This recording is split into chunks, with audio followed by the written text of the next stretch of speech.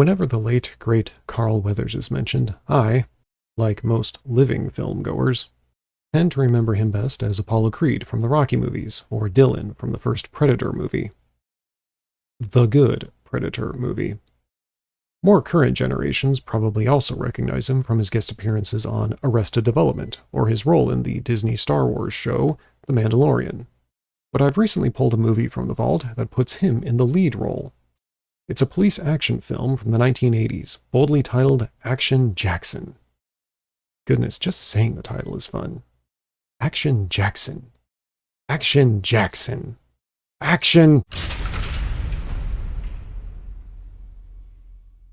Carl Weathers stars as Sergeant Jericho Action Jackson, a talented police officer whose forceful arrest of a twisted deviant has kept his duties tightly restricted for the past 2 years. But when high-ranking members of an auto union are explosively eliminated, and who all have ties to the deviant's wealthy father, Peter Delaplane, Jackson's going to have to operate outside the rules to uncover the conspiracy and bring Delaplane to justice. Further complications arise as Jackson is forced to rely on both Delaplane's wife, Patrice, and his mistress, a club singer by the name of Sydney Ash.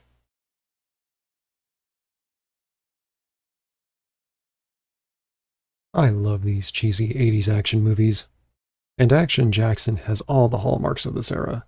Over-the-top action scenes, bold synth-pop music, a power-hungry villain hiding behind a good public image, sharp one-liners, a sultry femme fatale, and a maverick hero who doesn't play by the book. It's not reinventing or subverting any storytelling conventions. It's just a fun, mature action film and a joy to sit through. The whole cast gives a good performance, but this is clearly Carl Weathers' movie. The man has all the charisma you could ask for from a lead actor, and this is the perfect opportunity for him to show it off. Weathers is able to display a serious focus in pursuit of the villain, as well as a smooth, relaxed charm in friendlier situations, and he's not afraid to chew a little scenery when the occasion calls for it. This movie gave me a new appreciation for his acting ability, and I now want to uncover more of his starring roles. Greg Nelson acts opposite of Weathers as the affluent businessman Peter Delaplane, and he's everything you'd expect from an 80s action movie villain. A ruthless, sociopathic desire for power hidden behind a polite, favorable public image. The kind of man who sees his own family as expendable assets. I never sought refuge behind polite niceties back in my day. Yes, I was a power-hungry warmonger, but at least my villainy was out in the open. Nelson portrays Delaplane as the archetypal, overconfident reprobate, which makes his final showdown with Sergeant Jackson that much more satisfying. A good cast of supporting, and even minor characters, rounds out the performances. Sharon Stone paints a sympathetic picture of Peter Delaplane's wife Patrice, a good woman whose faith in her husband is her greatest flaw. And while I'm not familiar with the pop star Vanity, she was quite the enchantress as club singer Sydney Ash, Delaplane's girl on the side. She has a compelling personal arc as a talented singer who copes with the skeletons in her closet through the use of, unprescribed medical assistance, until Jackson convinces her to turn her life around. Sadly, the tragic passing of Vanity at an early age paints some of her scenes in a harsher light, but she certainly shines brightly here. Part of the fun of watching these older movies is recognizing actors I've seen from other productions. Action Jackson came out after Predator, and a couple of Carl Weathers' co-stars made appearances here.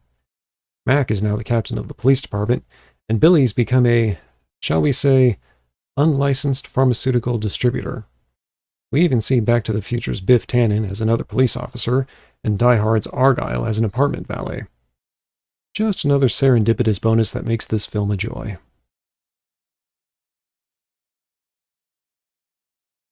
Action Jackson has been released on the usual formats, VHS, DVD, and Blu-ray, and it's easy to find at acceptable prices. And with the memorable performances, bold action, and tight pacing, it assuredly deserves a spot on the shelf. In its 96 minutes, I never had a sense the story was rushed or dragged out. It's just a solid, delightful piece of cheesy 1980s entertainment.